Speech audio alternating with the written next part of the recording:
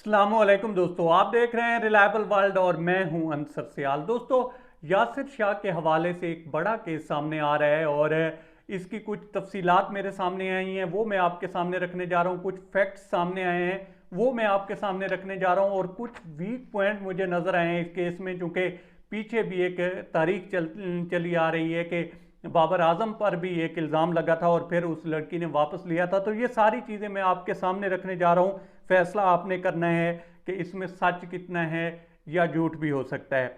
चलते चलते इस चैनल को भी सब्सक्राइब करके बेल बटन प्रेस कर दीजिएगा।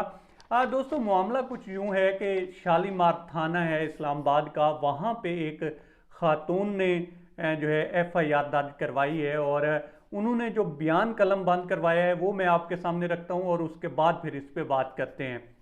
वो कहती हैं जी, कुछ अरसा पहले हम यासिर शाह की इनविटेशन पे यासिर शाह के घर गए और जब हम उनके घर गए तो वहाँ पे उनका दोस्त जो है फरहान नाम का वो भी मौजूद था। अब हमारी मुलाकात इनसे हुई और फिर हम वापस आई तो मेरे साथ एक और लड़की भी थी, गालबन वो उनकी बेटी थी। तो वो कहती हैं कि कुछ अरसे के बाद वो जो लड़की थी वो परेशान जो है रहने लग पड़ी हैं। उनकी उम्र जो है नियर अबाउट 40 बताई जाती है। अब जो जब वो परेशान रहने लग पड़ी हैं तो उनसे पूछा गया है कि भाई आपको क्या हुआ है। तो वो कहती हैं कि जनाब, जब हम वापस आए थे तो फरहान के जो है मोबाइल से कुछ मैसेजेस भी आते थे और कुछ फ़ोन कॉलें भी आई हैं और फिर मेरी उनसे दोस्ती बढ़ी है। तो एक दिन उन्होंने जो है मुझे स्कूल से वापस लिया है और वापस लाकर वो एक कमरे पे लेकर गए हैं और वहाँ पे उन्होंने मेरे साथ ज़्यादती की है। अब वो कहती हैं कि फिर ये जो बात थी, मैंने जिक्र किया यासिर शाह से।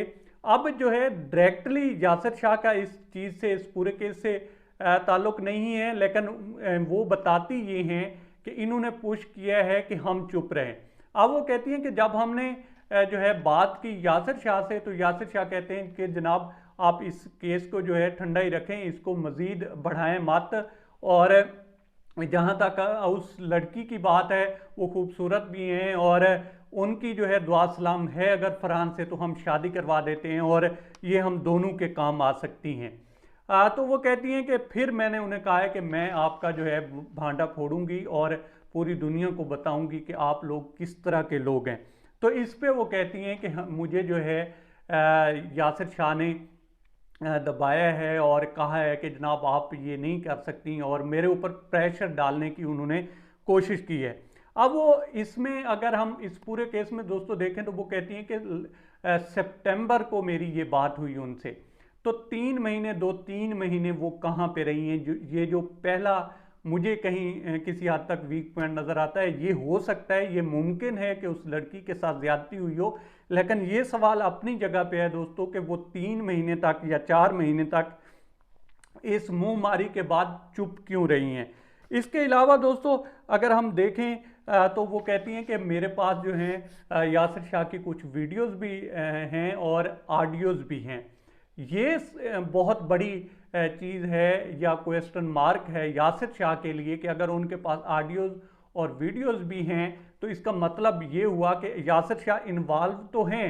अब उनकी इन्वॉल्वमेंट उस केस में किस हद तक है, ये आगे आने वाले दिनों में इन्वेस्टिगेशन फैसला करेगी।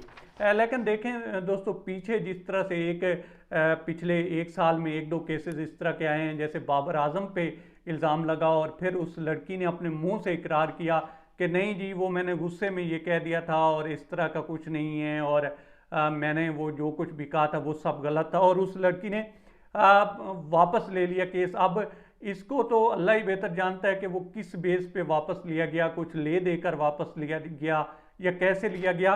कहीं ये ना हो कि ये स्टोरी भी उस तरह की ना हो, अल्लाह ना करे कि उस तरह की हो। चूँकि फिर मैं बार बार कहता हूँ कि जब इस तरह के केसेस आते हैं और इस तरह का उकदा खुलता है तो फिर उन औरतों का हक मारा जाता है जिनके साथ वाकई ये सारा कुछ होया हुआ होता है। तो देखते हैं कि अब पुलिस इसके ऊपर फर्दर क्या इन्वेस्टिगेशन करती है। भारत, ये थी तफसीलात दोस्तों इस केस के हवाले से। अब तक इतना ही। आप दोस्तों से रिक्वेस्ट है कि आप हमारे चैनल का विजिट करें और अगर आपको हमारे चैनल का कंटेंट पसंद आए तो इसे सब्सक्राइब करें। ताउन के लिए शुक्रिया दोस्तों। अल्लाह हाफिज़।